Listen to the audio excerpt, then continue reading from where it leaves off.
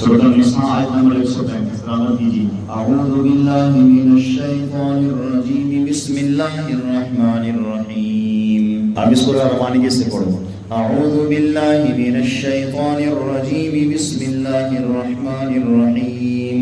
یہ زور لگانا چھوڑو. اعوذ باللہ من الشیطان الرجیم بسم اللہ، یہ چھوڑو اس انداز کو ختم کرو. دوبارہ پڑھیے. اعوذ باللہ من الشیطان الرجیم بسم اللہ الرحمن الرحیم. یا ایہا الذین آمنوا کونوا قوامین بالقسط قوامین بالقسط شہداء للہ ولو علی انفسکم او الوالدین والاقربین. کٹھی پڑھو پوری جہاں تک وقف ہو رہا ہے پوری آیت کو. یا ایہا الذین آمنوا کونوا قوامین بالقسط شہداء للہ ولو علی انفسکم او الوالدین والاقربین ان یکن غنیا او فقیرا. اس کو عینی پڑھنا. ان یکن غنیا او فقیرا فاللہ اولی بہما. اب جہاں وقف ہوئے وہاں تک پڑھو. إن يكن غنيا أو فقيرا فالله أولى بهما فلا تتبعوا الهوى أن تعدلوا وإن تلهوا أو تعرضوا أو تعرضوا فإن الله كان بما تعملون خبيرا. وإن تلهوا أو تعرضوا فإن الله كان بما تعملون خبيرا. یا ایھا الذین آمنوا، اے ایمان والو، کونوا بن کر رہو.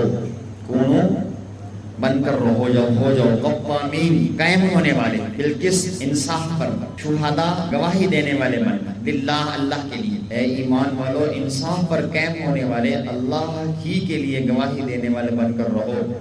یا ایھا الذین آمنوا، اے ایمان والو، کونوا قوامین بالقسط شہداء للہ، انصاف پر قائم ہونے والے، اللہ ہی کے لیے گواہی دینے والے بن کر رہو.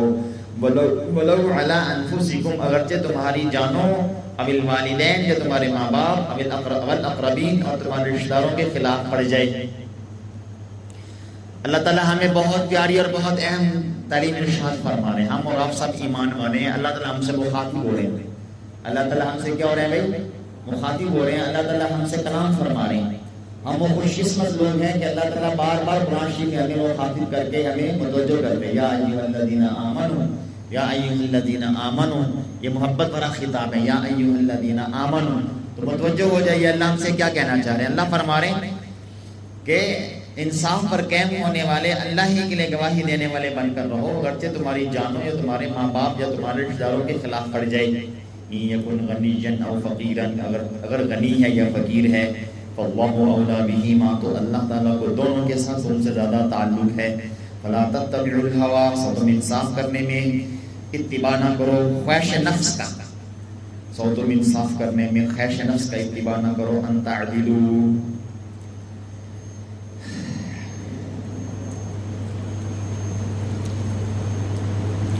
اور اگر تم وَإِن تَلْوُوا، اگر تم کج بیانی کرو گے، او تعرضوا یا اعراض کرو گے، سمجھا رہی، فَإِنَّ اللَّهَ كَانَ بِمَا تَعْمَلُونَ خَبِيرًا، تو بلا شبہ اللہ تمہارے سب کاموں سے باخبر ہے. اللہ تعالیٰ تمہارے سب کاموں سے کیا ہے؟ جی ہاں، اللہ تعالیٰ کو تم دونوں کے ساتھ تم سے زیادہ تعلق ہے. یکن غنیا او فقیرا فاللہ اولی بہما فلا تتبعوا الہوی ان تعدلوا.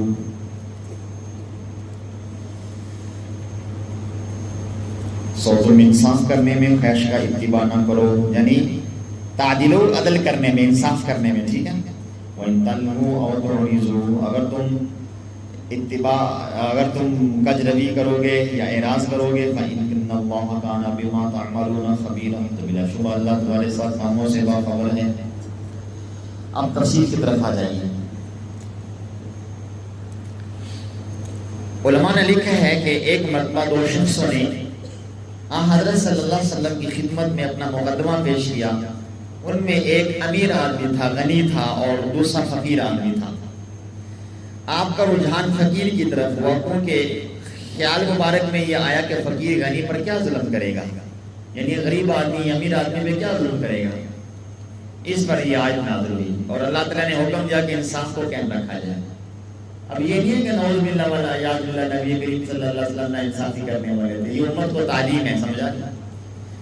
آپ صلی اللہ علیہ وسلم کے ذریعے ہمیں قیامت تک آخری آنے والے انسان تک یہ تعلیم دی گئی ہے کہ انصاف سے کام لینا چاہیے۔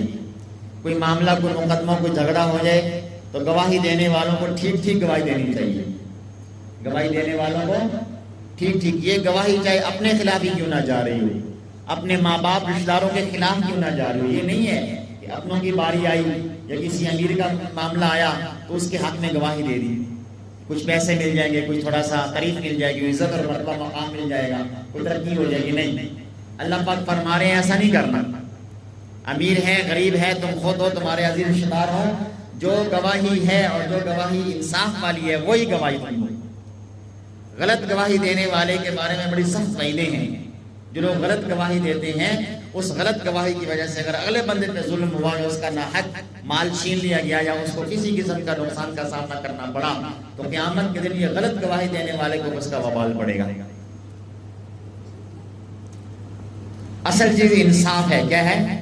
اور وہی مطلوب ہے کہ کسی کی بھی طرفداری کرنے سے انصاف باقی نہیں رہتا۔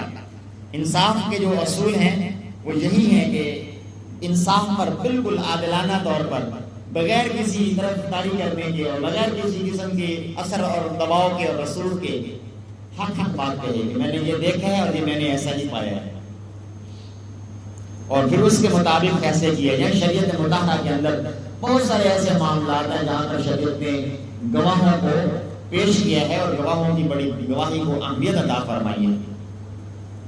اب اگر یہ گواہی دینے والا ناانصافی سے کام لے گا تو ایک بندے کا حق دوسرے بندے کو دے گا، تو جہاں پر انصاف پر قائم رہنے کی تاکید کی گئی ہے تو وہاں پر اللہ کے لیے ٹھیک ٹھیک گواہی دینے کا بھی ہمیں پیغام مل رہا ہے۔ تو سادہ الفاظ میں یوں سمجھ لیں کہ ہمیں غلط بیانی کرنے سے منع کیا جا رہا ہے۔ کس سے منع کیا جا رہا ہے بھائی؟ غلط بیانی، کوئی بھی معاملہ ہو، جس قسم کا بھی معاملہ ہو، غلط بیانی نہیں کریں گے یا الفاظ کی ہیرا پھیری نہیں کریں گے۔ ہیرا پھیری کر کے ایک بندے کی طرف داری کریں، دو رخہ انداز اختیار کریں، کبھی ادھر کا کبھی ادھر کا، تو یہ منافقانہ روش ہے کہ انسان ادھر کو فائدہ سوچے تو ادھر ہو جائے، ادھر سے فائدہ لے کے تو ادھر ہو جائے۔ چونکہ غلط گواہی دینے سے فیصلہ غلط ہو جاتا ہے اور غلط کا فیصلہ ہو جاتا ہے تو پھر جس کا حق ہوتا ہے وہ اپنے حق سے محروم ہو جاتا ہے، اور یہ بہت بڑا سخت گناہ ہے۔ تو اس قاعدے اور قانون کے خلاف کرنے کو قرآن شریف نے گناہ کہا ہے، اور آگے فرمائے ان تلووا اور تعرضوا فإن اللہ کان بما تعملون خبیرا، اور اس طریقے سے بعض آیات میں یہاں تک فرمایا ولا یأبى الشهداء اذا ما دعوا ولا تكتموا الشهادة ومن يكتمها فإنه آثم قلبه، یعنی گواہی کا چھپانا، غلط گواہی دینا یہ بہت بڑا گناہ ہے۔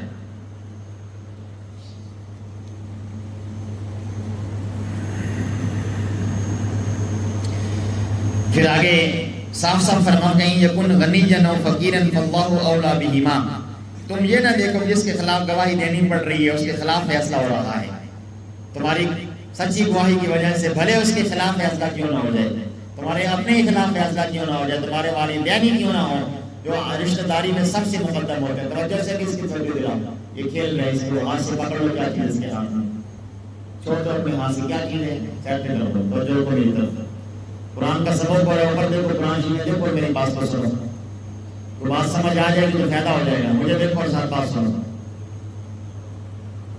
تو رشتہ داروں میں سب سے مقرب رشتہ کون سا؟ ماں باپ کا ہے، تو بھلے یہ ماں باپ ہی کیوں نہ ہو، اور آدمی اگلا فقیر ہے یا غنی ہے، امیری غریبی اللہ کی دی ہوئی ہے، امیر اور غریب سے اللہ تعالیٰ کو جو ہے وہ مقدم رکھے، رشتہ داروں سے اللہ تعالیٰ کو مقدم رکھے، لہذا اللہ ہی کے لیے گواہی دی جائے اور صاف اور ٹھیک ٹھیک گواہی دی جائے، اور اس خیال سے گواہی دی جائے کہ میرے اس گواہی کی غلطی کی وجہ سے کہیں اگلا بندہ نقصان نہ کھا بیٹھے۔ اور آج تو آپ دیکھیں کہ لوگ جھوٹے گواہ تلاش کرنے کے لیے پیسے بھرتے ہیں، ہماری عدالتوں میں ججوں کے سامنے جھوٹے گواہ پیش کیے جاتے ہیں لاکھوں روپے لگا کر، بلکہ بعض عدالتوں میں ججوں کو خریدا جاتا ہے، جج کو ایک آدمی نے پیسے دے دیے، اس نے اپنی مرضی کا فیصلہ کر دیا، تو شریعت کہہ رہی ہے کہ غلط فیصلہ ہونے سے بچانے کے لیے جو ابتدا جہاں سے ہوتی ہے گواہی، وہ گواہی ٹھیک ہونی چاہیے. جب گواہی ٹھیک ہوگی تو فیصلہ ٹھیک ہوگا. ایک بندہ خود فیصلے غلط کرنے جا رہا ہے، اس کا عذاب کیا ہوگا؟ حدیث مبارکہ میں آتا ہے کہ ایک بلشت، جس کو پنجابی میں گٹھ بولتے ہیں، ایک بلشت بھی کسی کا نہ حق زمین یا کوئی ایسی چیز جو اس کی پراپرٹی میں سے تھی دوائی، تو اللہ اس کے بدلے میں 70 ہاتھ زمین میں تنسائے لیے جانے کا عذاب عطا کریں گے قیامت کے دن. کونوا قوامین بالقسط شہداء للہ. تو معلوم ہوا کہ انصاف قائم کرنا، صحیح گواہی دینا، یہ دونوں اللہ کے لیے ہوں، لوگوں کے لیے نہ ہو، کسی کو خوش کرنے کے لیے نہ ہو، رشتہ داروں کے لیے نہ ہو کہ جی اگر میں فلاں کے حق میں گواہی دوں گا میری تعریف ہوگی، میرا ان کا مرتبہ مقام پر نہیں. اللہ کے لیے، اللہ مجھ سے راضی ہو، اللہ مجھ سے ناراض نہ ہو، میں اللہ کے عذاب سے، اللہ کی ناراضگی سے بچ جاؤں. للہ. اوپر قرآن کو دیکھو، قرآن کو دیکھو، الفاظ دیکھو، کونوا قوامین بالقسط شہداء للہ. کیا معلوم ہو رہا ہے کہ انصاف بھی قائم کرنا ہے، صحیح گواہی دینی ہے. یہ دونوں کام کس لیے کرنے ہیں؟ اللہ کے لیے کرنے ہیں. اللہ تعالیٰ نے دونوں چیزوں کو ساتھ ملا کے بیان کرنا ہے. قوامین بالقسط شہداء، دونوں چیزیں للہ، اللہ کے لیے. اور آگے فرمایا فلا تتبعوا الهوى ان تعدلوا، خواہش نفس کا اتباع نہ کرو، کیونکہ ظلم اسی وجہ سے ہوتا ہے کہ حق کو اختیار کرنے کی بجائے خواہش نفس کا جب بندہ اتباع کیا کرتا ہے تو اللہ کی رضا کو سامنے نہیں رکھتا، تو ظالمانہ فیصلہ ہو جاتا ہے، جھوٹی گواہیاں دی جاتی ہیں خواہش نفس کی وجہ سے. تو ظلم سے بچانے کے لیے اللہ نے فرمایا کہ فلا تتبعوا الهوى ان تعدلوا. اور ایک احتمال یہ بھی ہے کہ اتباع ہوا نہ کرنا جس کی وجہ سے حق سے ہٹ جاؤ گے، اور یہ بھی احتمال ہے کہ اتباع ہوا نہ کرو کیونکہ اتباع ہوا کی وجہ سے عدل نہیں کر سکو گے. یہ نفسانی شہوانی خواہشات کے پیچھے چلو گے تم عدل نہیں کر سکو گے. جیسے کہ آج کل ہوتا ہے کہ لوگ پیسے لے کر مرضی کا فیصلہ دے دیتے ہیں جو اگلا بندہ چاہ رہا ہوتا ہے. بلکہ اب تو نظام یہ چل رہا ہے کہ ایک آدمی نے مقدمہ جھوٹا کر دیا اور جج کو پیسے دے کر اپنے حق میں فیصلہ بھی کروا لیا. دوسرے کی باری ہے تو اس نے اس کے اوپر مقدمہ کر کے رشوت دے کے اپنے حق میں فیصلہ کروا لیا. تو اب پیسے کی خاطر، نفسانی خواہش کی خاطر فیصلے بدلے جا رہے ہیں. یہ معمولی سا پیسہ انسان کو دنیا میں تو کچھ نہ کچھ کامیابی دے دے گا، لیکن ہمیشہ ہمیشہ کے لیے اس کا کام خراب ہو جائے گا. قبر میں جاتے ہی پیسہ سامنے کی شکل میں اس کو ڈسنا شروع کر دے گا، اور آخرت میں اس کو انگارے کی شکل میں جہنم کی آگ کی اور جہنم کی کڑی اور ہتھکڑیوں کی شکل میں اس کو پکڑ لے گا.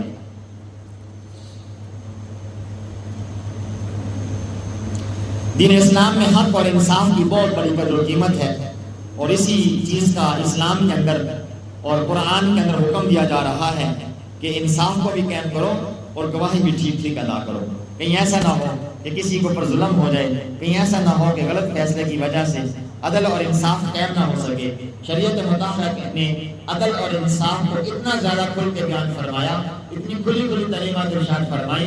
اس بنیادی وصف کی وجہ سے ہمارا اسلام سب باقی باطل ادیان سے، باطل فرقوں سے ممتاز ہو گیا.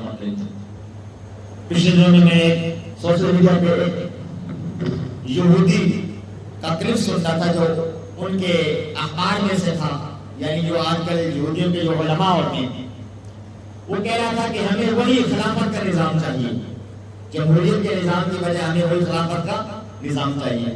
تو اس سے کسی نے پوچھا کہ آپ یہودی ہیں اور عیسائی یہودی ہیں جو کہ کٹر متعصب ہوتے ہیں مسلمانوں سے، اور خلافت تو مسلمان قائم کیا کرتے ہیں اور مسلمانوں کا نظام حکومت ہے، تو تم اس کو کیسے پسند کر رہے ہو؟ اس نے دو باتیں کہی. اس نے کہا ایک اس لیے کہ اسلام کے اندر انصاف اور عدل کا بہت بڑا رتبہ اور مقام ہے. اسی انصاف اور عدل کی بنیاد پر ہمیشہ اقلیت کو اور غیر مسلم لوگوں کو ان کے حقوق دیے جاتے رہے. جب جب خلافت قائم رہی، ہمیں اور ان لوگوں کو جو مسلمان نہیں بھی تھے اپنے جگہوں پہ پرامن تھے، ان کو انصاف ملتا تھا، ان کو حقوق ملتے تھے اور ان کو امن ملتا تھا، ان کی حفاظت ہوتی تھی، مال کی، جان کی، عزت و آبرو کی، حتیٰ کہ ہمارے نوجوان بیٹوں کی بھی حفاظت ہوتی تھی. جب سے نظام خلافت ختم ہوا ہے، ہم میں سے کوئی بھی آج محفوظ نہیں ہے. ہم اپنی حکومتوں سے بھی محفوظ نہیں ہیں، ہماری حکومتیں ہمیں لوٹ رہی ہیں. تو عدل و انصاف، حضرت عمر رضی اللہ نے 22 لاکھ مربع میل 22,51,030 کتنا 22,51,030 مربع میل پر حکومت فرمائی، اور یہ حکومت کامیاب ترین حکومت تھی، رہتی دنیا اس کی مثال پیش نہیں کر سکتی۔ اور یہ حکومت کس بنیاد پہ تھی؟ عدل اور انصاف۔ کس پہ؟ عدل اور انصاف۔ اچھا، عمومی طور پر عدل انصاف کی جب بات ہوتی تو ہم سمجھیں کہ شاید عدل انصاف حکومتوں میں ہوتا ہے، عدالتوں میں ہوتا ہے۔ نہیں، عدل انصاف گھر سے شروع ہوتا ہے۔ آپ اگر میاں بیوی ہیں تو آپ کے لیے بھی آپس میں عدل انصاف ضروری ہے۔ خاوند بیوی کے حقوق ادا کرے، بیوی خاوند کے حقوق ادا کرے۔ حقوق میں کوتاہی ہوگی تو عدل انصاف میں آپ کمی بیشی کریں گے، اور حدیث مبارکہ میں آتے ہیں حقوق العباد میں سب سے پہلا مقدمہ میاں بیوی کا پیش کیا جائے گا۔ یہاں بتاؤ حقوق ادا کیے تھے کہ نہیں؟ والدین اپنی اولاد کے حق میں بھی انصاف سے کام لیں۔ جتنا ایک بچے کو پراپرٹی دے رہے ہیں اتنا دوسرے بچے کو بھی پراپرٹی دیں۔ ایک کو گھٹا کے دینا ہے، ایک کو محروم کر دینا، ایک کو عام کر دینا، محض اپنے نفسانی شہوانی خواہشات کی وجہ سے کیجیے۔ جو ہے نا وہ ہماری بات نہیں مانتا تو آپ اپنی پراپرٹی سے اس کو آگ نہیں کر سکتے، شریعت میں حرام ہے۔ ہاں، ایک صورت یقیناً آپ اس سے اتنے تنگ ہے کہ وہ آپ کی بدنامی کا اتنا گہرا ذریعہ بن جاتا ہے، وہ شرابی ہے، کبابی ہے، کہ آپ اس کو وراثت دیں گے تو سارا حرام کام میں اڑا دے گا، پھر آپ آگ کر سکتے ہیں جب آپ کو یقین ہے۔ اس کے علاوہ آپ اس کو آگ نہیں کر سکتے۔ آگ کا مطلب یہ وراثت سے محروم کر دینا، عدالت میں لکھوا دینا اور اشتہار دے دینا کہ اس کا میری وراثت سے کوئی تعلق نہیں ہے، میرا بیٹا نہیں ہے، تاکہ بعد میں اس کو وراثت نہ ملے میرے مرنے کے بعد۔ اسی طرح دو رشتہ دار ہیں، ان کے آپس کے حقوق ہیں، حتیٰ کہ ایک دسترخوان پہ بیٹھنے والے ایک پلیٹ میں اگر 2-4 روٹیاں ہیں، 2 ساتھی اس پہ بیٹھے ہیں، 4 ہیں تو 2 آتی ہیں، ایک 3 کھا جاتا ہے، ایک اس کو حصے میں آتی ہے، یہ بھی ناانصافی ہے۔ صرف یہ نہیں ہے کہ آپ عدالتوں میں جا کے گواہی پیش کریں، بڑے بڑے مقدموں میں عدل انصاف آپ کو نظر آئے، آپ کو اپنے دسترخوان پہ رکھی پلیٹ میں بھی دیکھنا ہوگا کہ میں عدل انصاف کر رہا ہوں کہ نہیں کر رہا۔ آپ کھیل رہے ہیں، کھیل میں پنجابی میں کہتا ہے روندہ مار دینا، ڈنڈی مارنا، یعنی ایک آدمی آؤٹ ہو جائے، مانتا نہیں میں آؤٹ نہیں ہوا، یا آؤٹ ہوا نہیں ہے تو کہتا ہے آپ آؤٹ ہو گئے، یہ بھی ناانصافی ہے۔ یہ بھی کیا ہے؟ سمجھ رہے ہیں آپ لوگ؟ ہنسی کی بات نہیں ہے، بہت بڑا گناہ ہوتا ہے۔ ہم کھیل کے دوران ہنسی مذاق میں بھی اگر جھوٹ بول دیں تو یہ بھی ہم نے ناانصافی کی ہے۔ ایک صاحب نے آپ کے اوپر بات چھوڑ دی کہ آپ ہمارا فیصلہ کر دیں وجہ سے، اور آپ اس کے خلاف فیصلہ دے کر آپ جانتے ہیں حقیقت یہ ہے، حقیقت کو چھپا کے آپ جا کر دیتے ہیں، فیصلہ دے دیتے ہیں یا بات بتاتے ہیں اور حقیقت کے ساتھ تعلق، یہ بھی ناانصافی ہے۔ ناانصافی کا باب بہت وسیع ہے، اپنے گھر سے دیکھیں کہ ناانصافی کہاں، اور ناانصاف لوگ کہاں سے پیدا ہوتے ہیں؟ سکول کالج سے پیدا نہیں ہوتے اور عدالتوں سے پیدا نہیں ہوتے، نہ ہی کوئی ایسے ان کے ادارے ہیں جہاں سے ناانصاف لوگوں کو تیار کیا جاتا ہو۔ ناانصافی گھر کی 4 دیواری سے پیدا ہوتی ہے۔ جب ماں باپ ناانصافی کرتے ہیں تو ان کی اولادیں ناانصافی کو اتراتی ہیں۔ سب سے پہلے اپنے گھر میں انصاف کا ترازو قائم کرنا ہوگا، اور اللہ تعالیٰ نے بھی آخرت میں انصاف ہی کا ترازو قائم کرنا ہے۔ وَنَضَعُ الْمَوَازِينَ بِالْقِسْطِ، اللہ تعالیٰ انصاف کا ترازو قائم فرمائیں گے، انصاف ہوگا، ہر عمل کو تولا جائے گا، اللہ تولیں گے، اللہ تعالیٰ انصاف فرمائیں گے۔ قیامت ہے اسی لیے کہ دنیا میں کسی کو پر ظلم ہو، دنیا میں وہ بندہ اپنا ظلم کا بدلہ نہیں لے سکتا تو اللہ بھی لوائیں گے۔ حتیٰ کہ حدیث میں آتا ہے کسی بکری نے اگر کسی بکری کو ٹکر ماری ہوگی، اللہ زندہ فرمائیں گے، حکم دے جس کو ٹکر مارو، وہ ٹکر ماری کہ اللہ اس کو پھر فنا کر دیں گے، یہاں تک انصاف ہوگا۔ تو آپ اندازہ لگائیں، اس نے کسی کو نجائز تھپڑ مارا ہوگا، کسی کو گالی دی ہوگی، کسی کا حق دبایا ہوگا، کسی رشتہ دار کے ساتھ قطع تعلقی کر کے اس کے اوپر ظلم کیا ہوگا۔ میاں بیوی میں طلاق کے جھگڑے ہو جاتے ہیں تو طلاق کے بعد ایک دوسرے کو عدالت میں نجائز گھسیٹتے ہیں، نجائز مقدمات کروا دیتے ہیں، نجائز وکیل کرتے ہیں، تو آپ بتاؤ ان کے ساتھ کیا بیتے گی؟ جان نہیں چھوٹے گی انہیں، جب تک اللہ تعالیٰ معاف نہیں کرے گا۔ اور آج کل ہماری عدالتیں کتنی آباد ہیں، اس وجہ سے آباد ہے کہ ناانصافی کا دور ہے، اور انصاف کی بات کرنے والی کی چیزیں عدالتوں کی دیواروں سے ٹکرا کے واپس آ جاتی ہیں۔ یہ ہمیں اپنے گھر کی دہلیز سے انصاف سکھانا ہوگا۔ سمجھ آ رہی ہے؟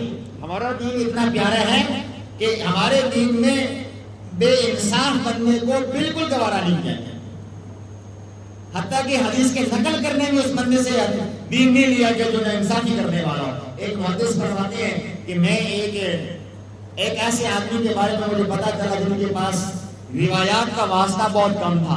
حدیث کی اصطلاح میں کہتے ہیں ثلاثیات، رباعیات اور خماسیات. کیا مطلب؟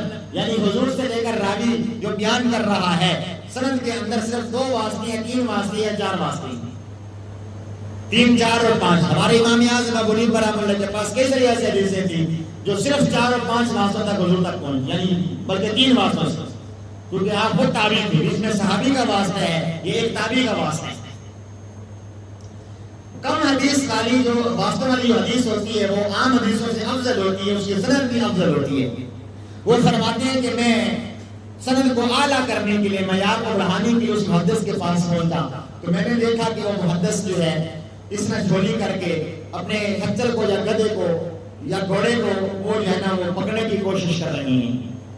تو میں ذرا قریب ہوا تو میں نے دیکھا جھولی خالی تھی. میں واپس لوٹ آیا.